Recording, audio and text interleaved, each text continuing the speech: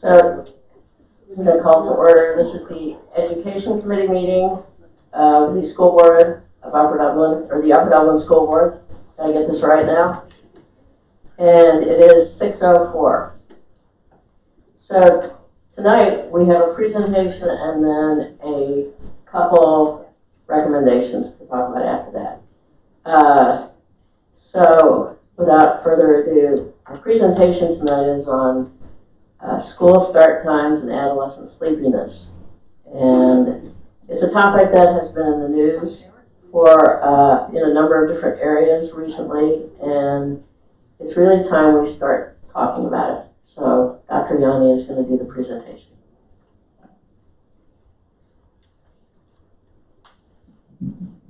Good evening, and thank you, Dr. Ludwig. The topic of adolescence or adolescent sleepiness has been talked about for some time over the years. Recently, I would say probably over the last 2.5 to 3 years, it's really caught the national attention. In Chester County, Unionville-Chadds-Ford has implemented a reversal in their, well, not a reversal, but pushing back their start time. They were the first district to do that in Chester County, and there's some other districts that are looking at this. I want to be really clear before we start. There truly have been no decisions, preliminarily or otherwise, about what our path forward is going to be.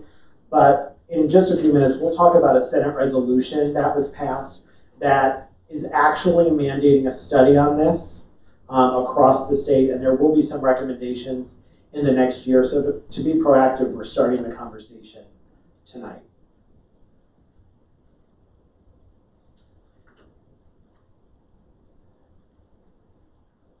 So just to remind everyone, again, especially for those folks that are not in the room, I think sometimes when we talk about things in presentations, the members of the public think that things are already a foregone conclusion. So this is just starting the conversation. And we're actually going to examine this issue from the whole child perspective, with the idea of school start times as just one strategy to address adolescent sleepiness. Again, we haven't made any decisions, and I really want to thank the EAC. The EAC previously produced a report on this topic, and some of that research is embedded into this presentation tonight. And we really thank that group for the thought work they did around that.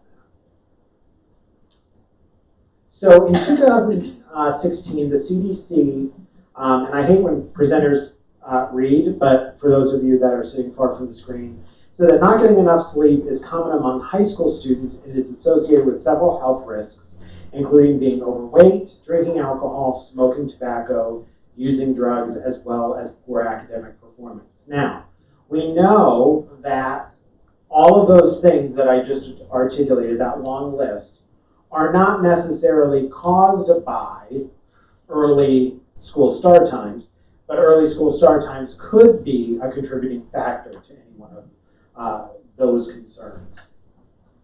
So there were some professional recommendations. The American Academy of Pediatrics really recommend a middle school and high school start time optimally of 8:30 or later. Interesting, when you look at large school systems and small school systems who have taken on this charge, whether it's Unionville-Chadds-Ford or it's Seattle Public School or Fairfax County, Virginia, 8:30 is really, really difficult.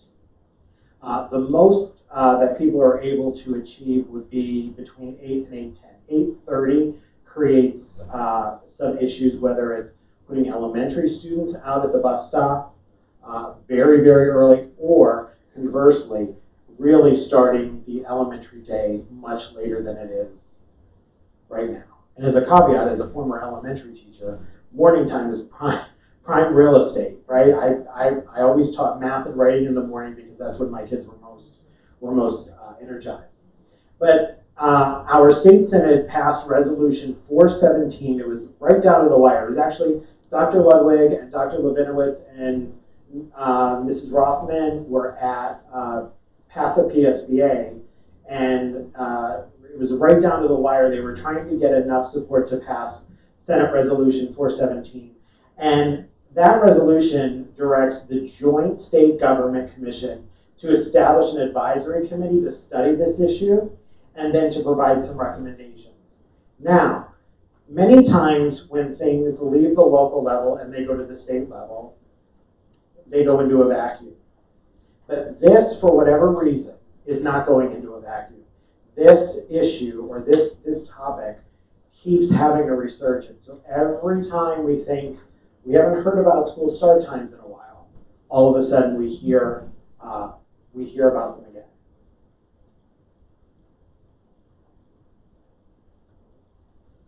This presentation will be up on the website tomorrow, and we'll send it out also on social media tonight. Linked to that last slide, there is a document that links several different sources, but a lot of information from the Minnesota Sleep Study to highlight some of the things that we talked about and why many school systems are looking at different start times to combat the issue of adolescent sleepiness. Wendy Troxel is a researcher in this field.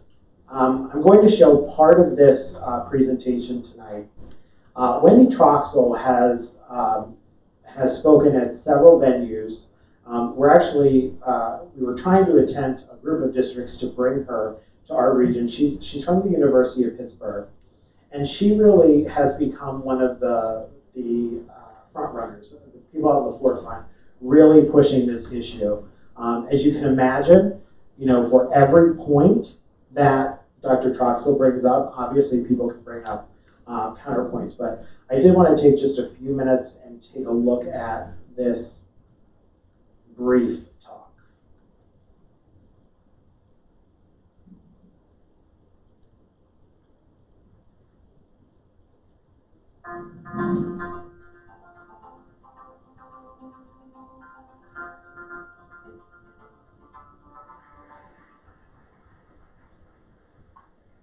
It's 6 o'clock in the morning, pitch black outside.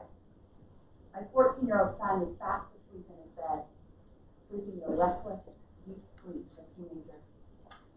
I flip on the light and physically shake the poor boy awake, because I know that, like ripping off a Band-Aid, it's better to get it over with quickly. I have a friend who yells fire just to rouse her sleeping teen, and another who got so fed up that she had to dump cold water on her son's head just to get him out of bed. Sound brutal, but perhaps familiar? Every morning I ask myself, how can I, knowing what I know and doing what I do for a living, be doing this to my own son? You see, I'm a sleep researcher. So I know far too much about sleep and the consequences of sleep loss.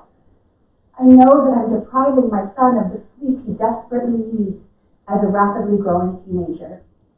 I also know that by waking him up hours before his natural biological clock tells him he's ready, I'm literally robbing him of his dreams, the type of sleep most associated with learning, memory consolidation, and emotional processing. But it's not just my kid that's being deprived of sleep. Sleep deprivation among American teenagers is an epidemic. Only about 1 in 10 gets the 8 to 10 hours of sleep per night recommended by sleep scientists and pediatricians. Now, if you're thinking to yourself, phew, we're doing good, my kid's getting 8 hours. Remember, 8 hours is the minimum recommendation.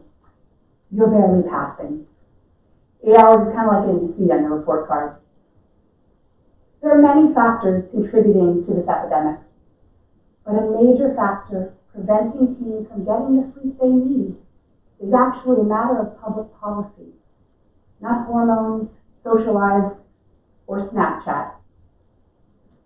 Across the country, many schools are starting around 7:30 a.m. or earlier, despite the fact that major medical organizations recommend that middle and high schools start no earlier than 8:30 a.m.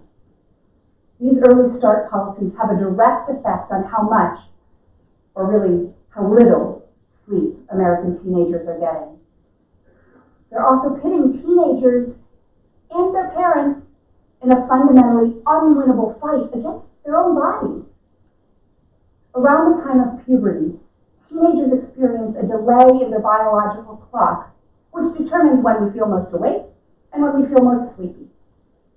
This is driven in part by a shift in the release of the hormone melatonin. Teenagers' bodies wait to start releasing melatonin until around 11 p.m., which is 2 hours later than what we see in adults or younger children. This means that waking a teenager up at 6 a.m. is the biological equivalent of waking an adult up at 4 a.m. Now, on the unfortunate days when I have to wake up at 4 a.m., I'm a zombie, functionally useless. I can't think straight. I'm irritable, and I probably shouldn't be driving a car. But this is how many American teenagers feel every single school day. In fact, many of the, shall we say, unpleasant characteristics that we chalk up to being a teenager, moodiness, irritability, laziness, depression, could be a product of chronic sleep deprivation.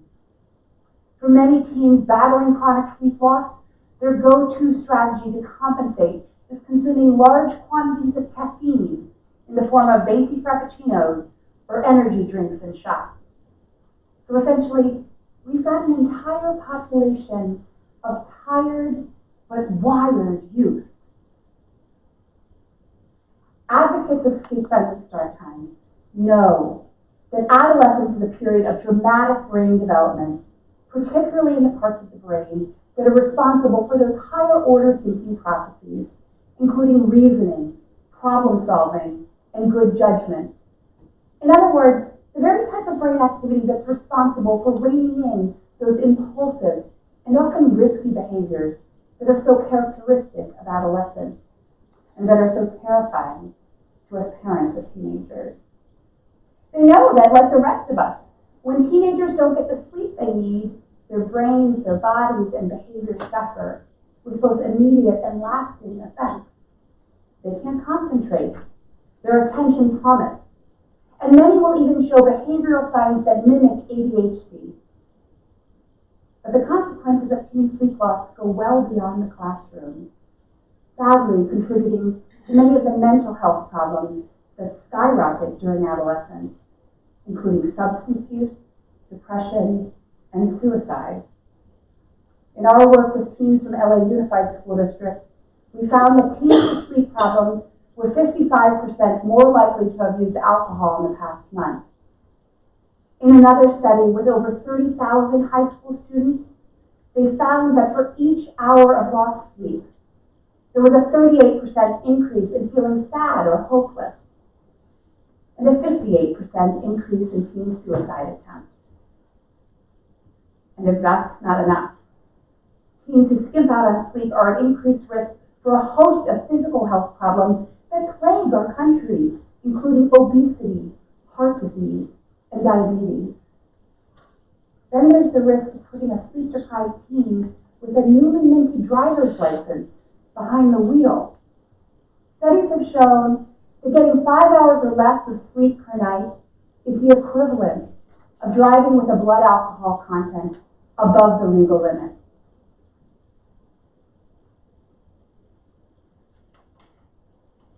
Advocates of sleep-friendly start times and researchers in this area have produced tremendous science showing the tremendous benefits of later start times.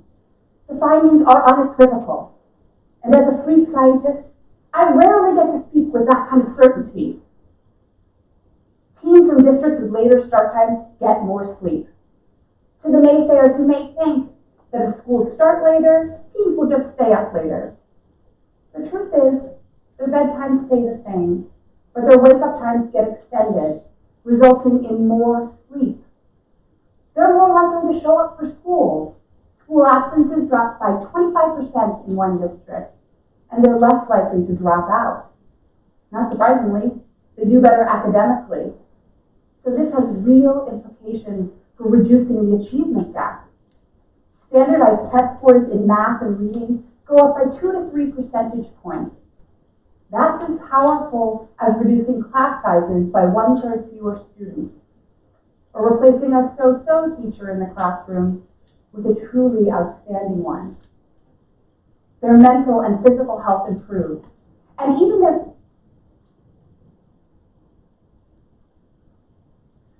So the first time I heard Wendy Troxel speak, not making light of this, I thought if I had enough sleep as a teenager, I'd be a better driver and I'd be thinner. I think one of the things that strikes teachers and administrators, when you walk through the high school, any high school in America, first thing in the morning, you see a lot of very sleepy, tired, irritable, cranky principals. Principals and other administrators. And one of the things that we talk with kids all of the time about is, what is it that keeps your sort of internal motor going all the time? And we do hear a lot about energy drinks and whatnot because kids are so overscheduled. In our region, I mentioned earlier that Unionville Chadsford has implemented a later start time, as has State College. Radnor, TE, Phoenixville, and all of the districts in Bucks County are looking at and actively studying this issue. And across the nation, Seattle Public Schools and Fairfax County, Virginia, have also implemented later start times. Now, one of the things that Dr. Troxel talks about in her brief TED Talk was that academic achievement has been increased by this. That's one area that I think it's still too early to determine if changing a school start time has an exact effect on achievement. I said that we're looking at this issue from the whole child perspective. So we need to cast a wider net than just looking at school start times. So we need to incorporate sleep hygiene into the health curricula. So we'll be looking at how we can look at what we're teaching in health across grade levels and embed some of information about sleep hygiene into those classes. One of the things that we'll be doing next year that will, I hope to be one of my superintendent goals for next year in working with principals is to really examine the quality and quantity of homework that we're giving students to make sure that we're giving kids meaningful, purposeful work outside of school and not just a lot of work, not packets of papers to complete. We need to look at analysis of students' school schedules. There are some schools that have implemented scenarios where during first period, students can take an online class, or there'll be a 0 period where students could come in a little bit later and do some online options. So we have to look at that. We have to have discussions of students' extracurricular schedules. School is just one part of students' busy lives. Outside of school, we have kids that are on multiple sports teams and in multiple clubs, and the list goes on and on and on. And so one of the things that we need to do is really have some frank discussions about how active and involved our kids are and what that looks like for academics. And then, we have to provide some parent education, some community education about, sleep times and what that means. Some of the statistics saying that waking up a teenager at 6 a.m. is like waking up any one of us at 4 o'clock in the morning. I'm still going pretty well, but at 4:45 this morning, I was up, checking road conditions. And after a day or two of that really does start to wear on your psyche, on your body. And so if we're continually putting our students in those conditions, we do have to take a look at what we're doing. So one of the things as we begin this conversation, we need to find out if we have a sleepiness issue, and we're going to actually be asking our students. So we're going to be surveying our current 5th grade students and our middle school and high school students as well. I'll be working with the principals to determine how we can do that. We're going to use a survey that was used that has been validated, used by Unionville Chadsford. It takes probably 10 to 15 minutes. And what we'll be doing then is analyzing the results. And what I'd like to do is come back in March and discuss an analysis of those results, and then determine next steps based on data. I have linked in the presentation that will be online. There's a great document about dispelling myths about this issue. On any issue, you always get a backing of supporters and then a backing of naysayers. And some of the naysayers have put some claims out. And so there's a document there that does a really nice job of calling out those myths and addressing them with real facts. I'll end it there for tonight. I'm happy to entertain any questions from Dr. Ludwig or the committee. First, I just want to thank you for bringing this topic up. Just from my psychology background, I've kind of always known what the importance of sleep and some of the research on sleep. And I think it's really the case that anybody who hears what the research is knows that it's an issue. The real problem with implementation is, how do you do it? What are the logistics? And how do you make it work? But I do applaud that we're beginning this discussion, and that the approach is going to be to look at the data, look at the research, and if there is an issue, to move forward to make sure that we listen to all people's concerns and take them into account as part of trying to figure out if we can come up with a solution. The one thing I'll add to that, when we talked to our colleagues in Unionville Chadsford, they spent several years studying this. So they didn't just one day decide, oh, we're going to push back start times. So they actually studied it. They did an analysis of everything from academics to extracurriculars to sports to transportation, impact it would have on families, impact it would have on students with jobs after school. So there was a really comprehensive study that they did. And the good thing for the rest of us that are starting the conversation now, we can learn from some of the pitfalls that they had. And if you notice tonight, I didn't bring up things like transportation and all those other things that could potentially have either a positive or negative effect, because I really think we need to dig first and look at the data and say, do we have a sleepiness issue in the district first, and then move there based upon data.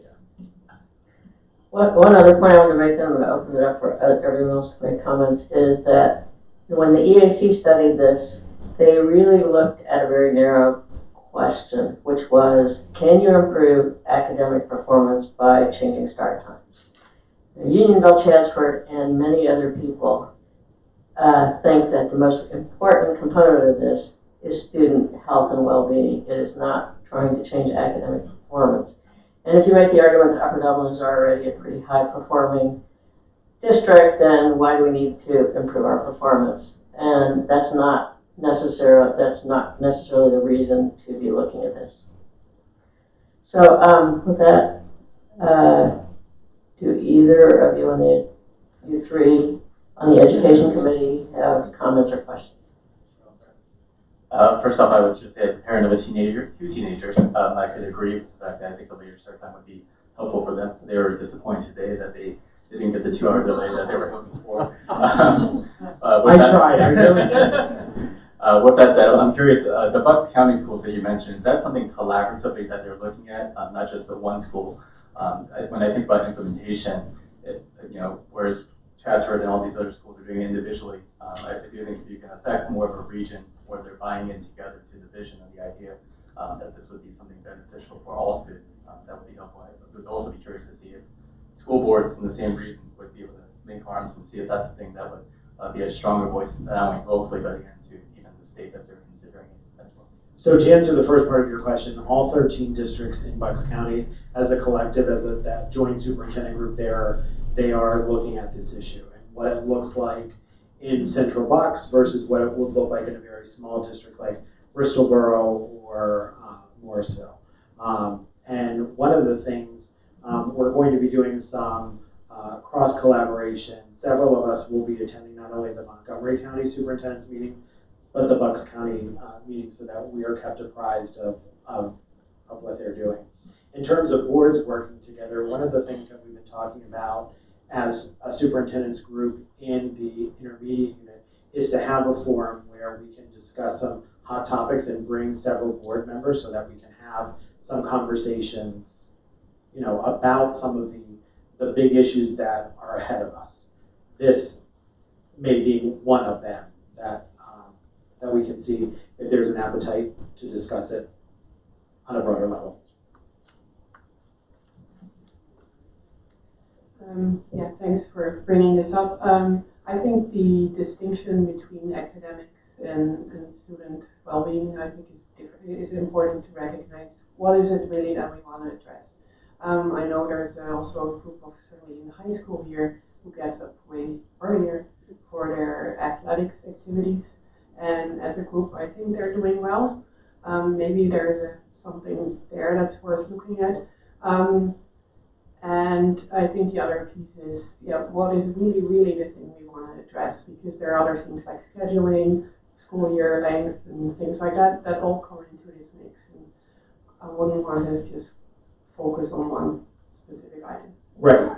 And to your point, school start time is really just one strategy in a whole landscape of things that we can look at to positively impact kids. And I think of all the things that we could do, it's one of the things that takes the most amount of work to get it done. When we look at scheduling options or how we're assigning homework or long-term projects or what have you, I think there are some more immediate actions that we can be taking as we look at the whole landscape. Another question I'm going to ask Mr. Schultz, actually, if you don't mind. This is more a curiosity. So when we have a scheduled 2-hour delay, that pretty much puts us right at that 8:30. I mean, that when we know the night before they get those extra hours. Have you noticed any difference in regards to the students as they come on campus? Oh, absolutely.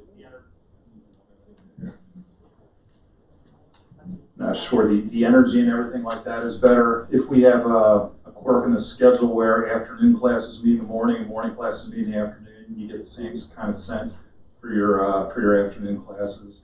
So, I mean, I have a lot of thoughts on this that I won't get into right now, but there's no doubt that when the students come in rested, it's a different ballgame in the building. And I think along these lines, we would have to also very clearly explore, because we have 3-tier busing. So we have high school runs, middle school runs, and elementary runs. What would be the potential impact of delaying high school start time? Would we delay just high school? Would it be high school and middle school? Can we achieve 2-tier busing versus 3? There are many things that need to be explored before we can even make some preliminary decisions. But it is a topic that is going to continue to garner much attention, at least here in the Commonwealth.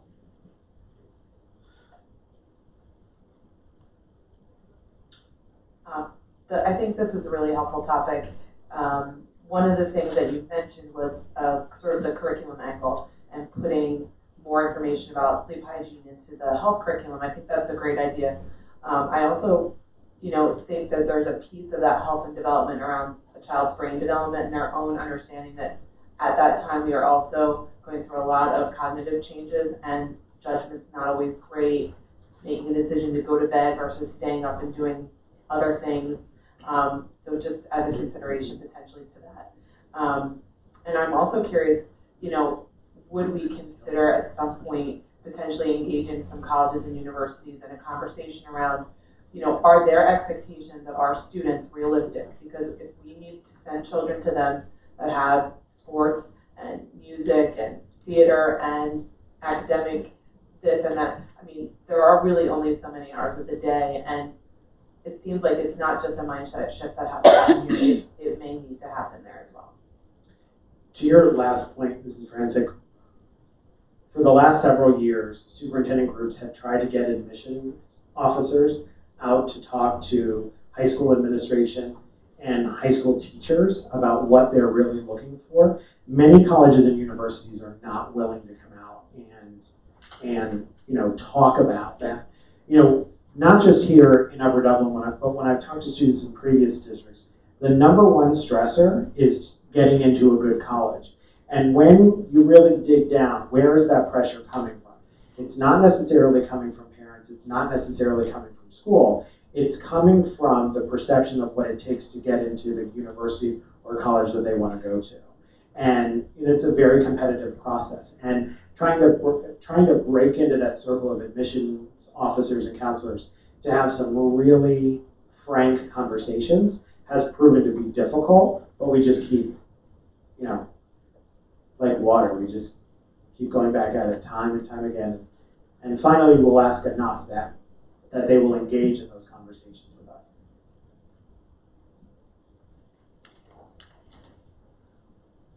Was there any data on having 1 day a week start late?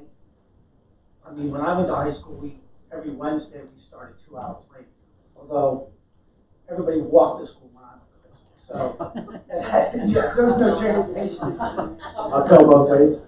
Yeah. So, was there any data for looking into starting school 1 day a week? There are some school districts that do late arrivals on a regular basis. I haven't seen any that necessarily as much as once a week, but that, one of the things, I'm sure at some point in my tenure here, we'll look at the high school schedule, and I know that gives Mr. Schultz some shivers because, transforming a high school schedule is no small feat, but I think that's one of the other areas that we have to look at. And particularly look at, can we do something with some, hybrid online courses that maybe run and kids could take that during, a first period to see if that is also something that's a viable option. So I think all of the options are on the table as we, begin this exploratory phase.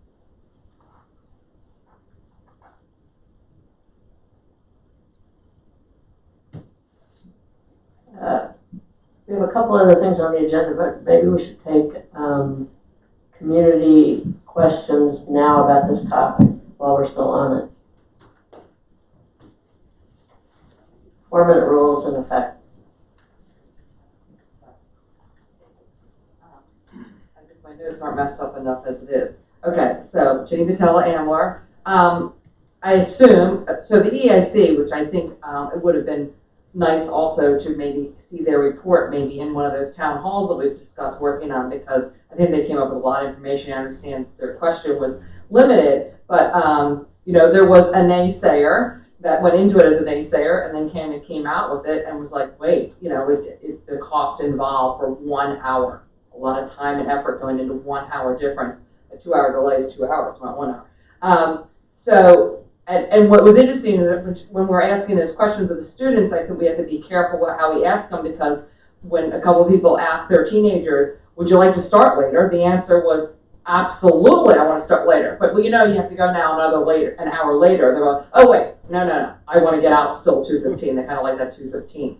And I know, and I also was wondering, do we have any information or statistics about what's happening at State College and Union Transport? Are they getting more sleep? Because that was the other thing, is that just because they were going into school 1 hour later, there was no proof that the kids were actually getting that extra hour of sleep. They were actually staying up a little later because they still had their sports, their homework, and everything else. So it wasn't gaining an hour, it just was shifting the entire day, 1 hour. And I can, from a personal standpoint, I can tell you the hardest person I get out of bed is my 4th grader.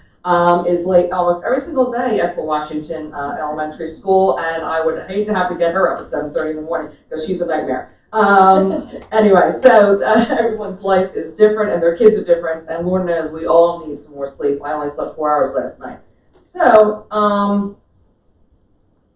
I also want to ask if we have to be careful. The problem is, I find with my teenagers, is screen time. If screen time's late, then even if they go to bed at a proper time, it's not the same. So if they're on that phone or whatever, so like we unhook earlier than bedtime. And that's all. With the homework on the Chromebooks, that might be coming into play. And I know you're not going to love this, but one thing interesting, I know it's a total pain in the neck for Sandy Run kids, or like it was a tough sell, was the 7th grade schedule. But one thing interesting about it is that it rotates. So you're never having English first period every single day. It rotates through. So you only have English 4 of the 5 days, and you have a first period on Monday, you have a second period Tuesday. So that might be an interesting way to look at where you're not, you might end up with gym or study hall that first period, where you do get that kind of what Stan was saying, you get that 1 day a week where you're studying. So I don't know if that's a question or a statement, but something to look at. So I think that was all those questions about that. Thanks.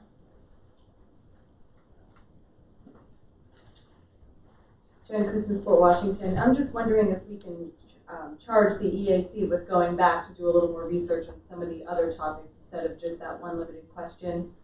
And then if we're talking about student health and well-being and wellness, and I think we kind of need to look at the broader picture of what we do here in the district, more outdoor time, things like that, more brain breaks for the kids, what we serve in the cafeteria to our students. You know, if we're really going into the whole health and well-being, I think that those are easy solutions and easy fixes.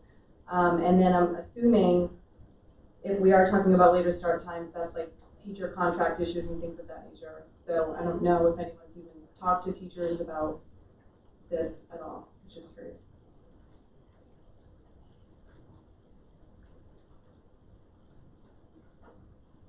Anita Brister, Fort Washington. I just want to say I was kind of glad to see that the little slide that said it's more than a matter of school start time. So it sounds like, as Dr. Johnny said, it would be difficult, probably because of transportation and maybe also because of sports, to do an 8:30 start time. So, and this is all theoretical at this point, but let's say you did an 8 o'clock start time. So that's better, but I think you're talking about 40 minutes. And yet kids maybe have a 3-4 hour sleep deficit.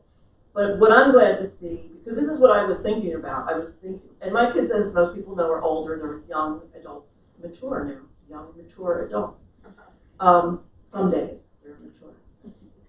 But what kept my kids up was the homework.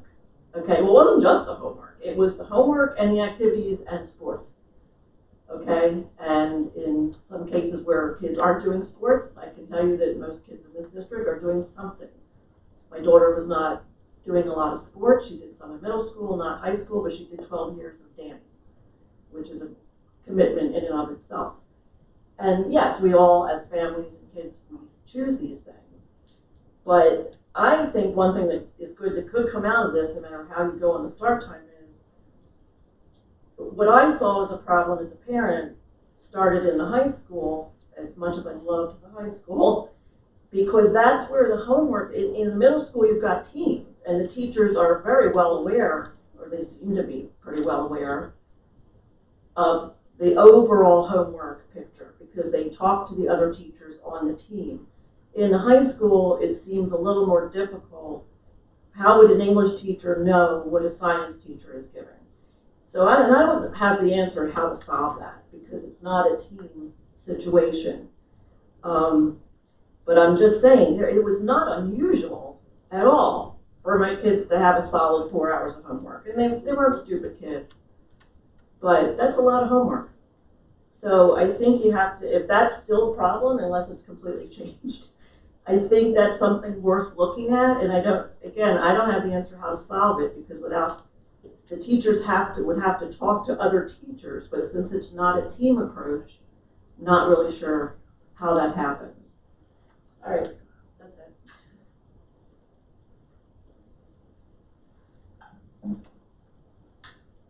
Okay, thank you for the questions. Dr. Yanni, do you want to respond to some of them? Sure. So one of the questions was, have we talked to teachers about this? And that will be a conversation that will be had. There's not really an entanglement. The teacher's contract doesn't specify start and end times of the day. It just specifies how many hours of work. But of course, as we go down this path of study and everything, that will be a conversation that we have with our teachers. Another question was about the EAC, and one of the things the EAC group as a think tank, I think will be amenable perhaps in the future to look and broaden that question so that it has a little bit broader of a scope. And one of the other things about homework in the high school, we're using Schoology, and there is a function in Schoology that a teacher can press a button and see what their kids are being assigned in other classes. And we're going to be spending some time with teachers on how to use that function because it's really invaluable. So if I'm an English teacher and I want to give a test on Thursday and I can look at my students and say, wow, I have a bunch of students that have 2 other tests that day, I can then either decide I'm going to give my test early or a day late so that we're not slamming kids with multiple big assessments or multiple big projects on any given day. Because at the middle school, in the teaming structure, you have those conversations naturally. Much more difficult at the high school, but through the use of technology, we can actually work to rectify that problem. A couple other things, I'm trying to go through some of these. With regard to the sleep survey, how you ask questions is really important in any kind of survey. The survey that Dr. Yanni has discussed is not one where you ask, what would you like? It's not a preference, it's not a vote. It is questions about when you go to sleep, when you get up, do you fall asleep doing your homework? I mean, it's questions like that that get at sleepiness without getting at what's your preference. And so that's the basic data. So that was one question. Is there evidence for the school districts that have changed? Now, I really haven't looked at the evidence of State College, what they have found. Unionville-Chadsford, who is the first district in this region to have made the change, they made it a year and a half ago. So they have a full year with a new schedule. Now they moved, I'm not sure what they started at before, but they only moved to 8. They did not move to 8:30. And after a year, they found they definitely found kids were getting more sleep. So when you use that survey and you ask when you go to sleep and things like that, they found kids were definitely getting more sleep. They weren't getting, if they moved the time 40 minutes, which I'm not sure if that's exactly what it was or not, then they would find kids were getting 20 minutes more sleep. So it's not the full amount of time, but they did find that they were more awake, more engaged, more attentive in morning classes. Another thing that I have read in some of the literature was when you've done school start times, if you do it without the accompanying educational piece for both kids and parents, like sleep hygiene, things like turning your devices off an hour before you go to sleep, screen time issues, all those things, that those go hand in hand with changing the times. And if you don't reinforce it with good practices, you don't get as much benefit. Now, again, it's hard to know exactly what any one school will find.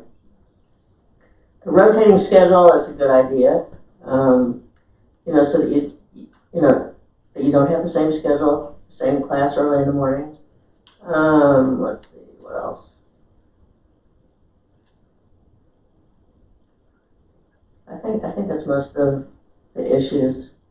Does anybody else have any other comments with regard to the community input? All right. Okay, thank you. Oh. If I could just say one more thing, I think when we put the presentation up on the website, we can also add the link to the EAC report so that the full text of that report is out as well. Yeah.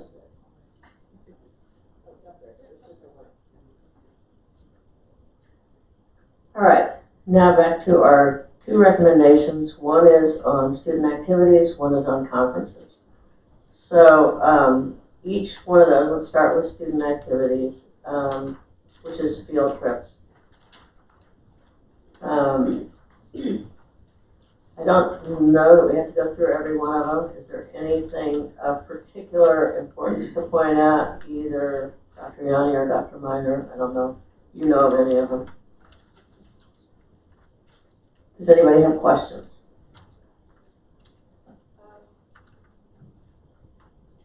Okay, just a quick question. The difference in cost to the district for subs between the German exchange and the Spanish exchange, is that the timing of the trip? I believe it's timing a number of days.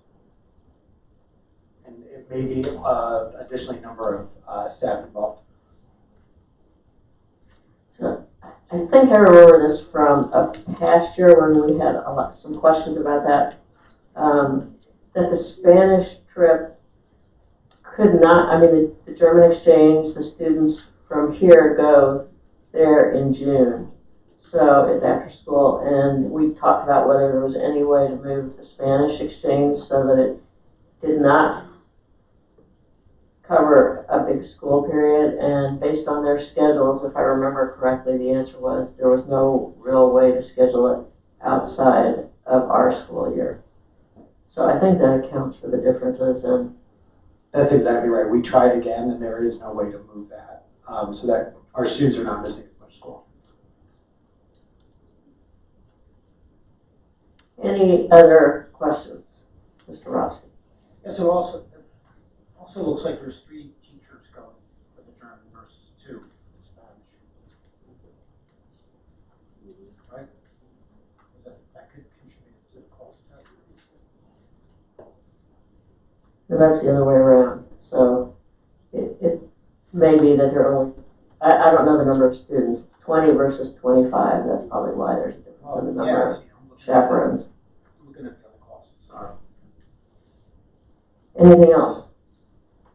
If not, we will move that forward to the legislative meeting. Okay, the other part is conferences. Is there any questions on the conferences?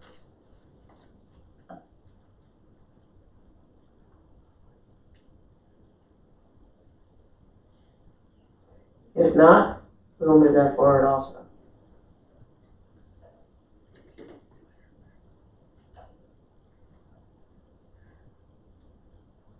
Okay, is there any community input on the last 2 items? Conferences or field trips? If not, I think that I will just announce that the next Education Committee meeting is Monday, March 11th, here. And with that, we're adjourned. Thank you very much.